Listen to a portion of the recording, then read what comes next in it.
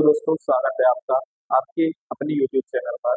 तो सबसे पहले आपके लगातार प्रश्न आ रहे थे कि ऐसे भाई मैं बार बच्चा की तैयारी कर रहा हूँ, मैं कैसे तैयारी करूँ। मैंने बार बार बच्चे का फॉर्म भर दिया है, कैसे तैयारी करो। और कुछ लोग व्हाट्सएप के माध्यम से या कॉल के माध्यम से लगातार लोग पूछ रहे थे। तो मैंने सोचा एक वीडियो बना देते हैं। अब वीडियो आपको, अगर आप पूरा वीडियो देखते हैं शुरुआत से लास्ट तक, तो आपकी बहुत मदद हो सकती है। तैयारी तो आपको ही करनी पड़ेगी, लेकिन एक सही मार्गदर्शन में तैयारी करें तो आपका फायदा होगा। तो सबसे पहले आपको क्या करना है, वीडियो को शेयर करना है, लाइक करना है, सब्सक्राइब चैनल कर लेना है, क्योंकि आपको जो भी इंफॉर्मेशन है वो आपको मिलती रहेगी। तो सबसे पहले क्या होता है, सबसे पहले आपको पता होना चाहिए कि आपका स्तर क्या है, कि आप कितना मतलब लेवल है आपका। तो आपको इसके लिए मॉक लगाना पड़ेगा। सबसे इम्पोर्टेंट होता है मॉक। तो मॉक देना है। मॉक में आपके जितने भी नंबर आए, अगर 40 आते, 50 आते, 70, 60 जितने भी आते हैं, मॉक देते रहना है। और मॉक से अब आपको पता चलेगा कि आप किस लेवल पर हो। और मॉक में धीरे धीरे आपके नंबर इंक्रीज होंगे जब आप उनको टॉपिक वाइज तैयारी करना शुरू कर देंगे। तो सबसे पहले अब सब्जेक्ट वाइज बात करते हैं। सबसे पहले होती है हिंदी, इंग्लिश, मैथ होता है, साइंस होता है और जीके जीएस होता है, जीके होता है। तो इस 5 सब्जेक्ट आते हैं। 5 सब्जेक्ट में सबसे इम्पोर्टेंट है हिंदी। हिंदी आपकी ऐसी होनी चाहिए कि लगभग आप 20 में से 30 नंबर लाने की काबिलियत रखते हो। इसके लिए सबसे पहले आपको हिंदी में समास है, संधि है, विलोम शब्द है और पर्यायवाची शब्द है और कारक है। और जो छोटे छोटे शब्द हैं, अव्यय हैं, ये सारे पर आपको अच्छी कमांड होनी चाहिए, क्योंकि यहाँ से अच्छे क्वेश्चन आते हैं। पद वगैरह से, रचयिता वगैरह से उतने क्वेश्चन नहीं आते हैं, लेकिन जो बेसिक ग्रामर है वहाँ से क्वेश्चन हिंदी में आ जाते हैं। एक अपठित गद्यांश भी आ जाता है 5 नंबर का। तो लगभग हिंदी में आपके कोशिश होनी चाहिए कि लगभग 20 में से 30 रहे। अब बात की आती है इंग्लिश की। इंग्लिश के लिए इंग्लिश का सिलेबस बहुत बड़ा है, लेकिन आपको पूरा नहीं करना है। आपको पैटर्न में देखना है, प्रीवियस ईयर क्वेश्चन लेना है और उस इंग्लिश के पैटर्न को पकड़ना है। जहाँ तक पैटर्न की बात है, आपको क्या करना है, सबसे पहले बुकेब तैयार करना है। बुकेब जो पिछले पेपर में आई है प्रीवियस ईयर की। तो आपको कोई भी बुक ऐसी लेना है जहाँ पर ईएसवी में जो भी प्रीवियस ईयर की लास्ट 5 ईयर्स में जो भी एग्जाम हुए हैं, जो भी प्रीवियस ईयर्स में बुकेब पूछी गई है, वो बुकेब को याद कर लेना। नहीं तो एक बुक आती है ब्लैक बुक। ब्लैक बुक में जो टॉप 100 बुकेब दी है, वो टॉप 100 बुकेब आप अगर याद कर लेते हैं तो आपका लगभग क्वेश्चन फंस जाते हैं वहां से।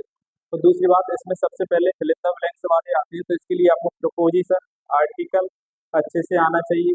और नरेशन के क्वेश्चन एक आता है, दो एक या दो पैसिव वॉइस के क्वेश्चन आते हैं। तो एक टॉपिक आपके अच्छे होने चाहिए। और बेसिक इंग्लिश का आपको आना चाहिए, क्योंकि इसमें ज़्यादातर हाई लेवल की इंग्लिश नहीं पूछी जाती है, लेकिन जो क्वेश्चन आते हैं तो वो मतलब आपको अगर पैसे आता है तो पैसे के पूरे टाइप आने चाहिए, नरेशन आता है तो पूरे टाइप आने चाहिए, ऐसा हो। तो आपका हिंदी हो गया, इंग्लिश हो गया, मैथ। मैथ के लिए सबसे पहले आपको कैलकुलेशन कैलकुलेशन आपका बहुत अच्छा होना चाहिए, क्योंकि कैलकुलेटेड प्रश्न बहुत आते हैं।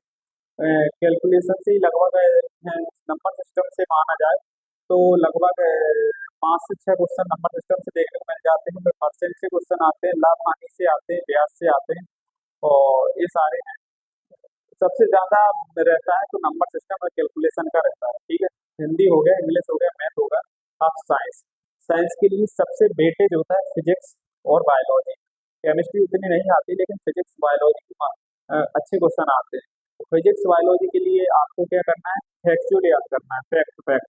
क्योंकि फैक्चुअल क्वेश्चन आते जाते हैं, कॉन्सेप्चुअल क्वेश्चन इसमें देखने को नहीं मिले। और आपको जितने भी टॉप अच्छे क्वेश्चन है उनके आपको फैक्ट फैक्ट याद कर लेना है। कोई भी यूट्यूब पे फॉलो करके जो फैक्ट पढ़ा रहा हूँ, या साइंस में वैसे अगर बेसिक नॉलेज है तो आपको फैक्ट हो जाते हैं।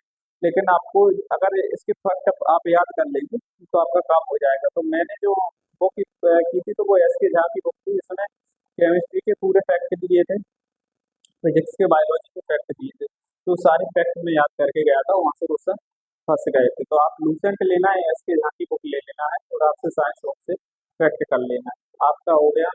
अब आपकी बात आती है जीके एचपीएस। तो सबसे इम्पोर्टेंट हो रहता है जीके का। जीके में आप कोई भी 100% क्वेश्चन नहीं करते हैं। जीके में आपको लगभग प्रयास करना है कि आपके 12 क्वेश्चन बनते हैं, 12 से 15 क्वेश्चन बनते हैं, तो मतलब आपका काम हो गया। तो जीके में सबसे पहले क्या रहता है, इन्वायरमेंट का वेटेज रहता है। एनवायरमेंट से 4 से 5 क्वेश्चन रहते हैं, जो संगठन है एनवायरमेंट के, वो वहाँ से क्वेश्चन आ जाएंगे।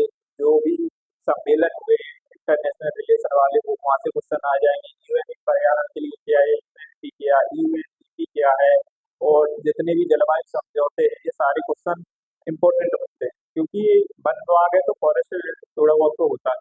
और एमपी एमपी में नेशनल पार्क है, अभ्यारण्य है, ये अच्छे याद होने चाहिए कि यहाँ से एक दो क्वेश्चन जरूर पूछे जाते हैं। ठीक है, तो ये आपको अपने ओवरऑल दे दिया है।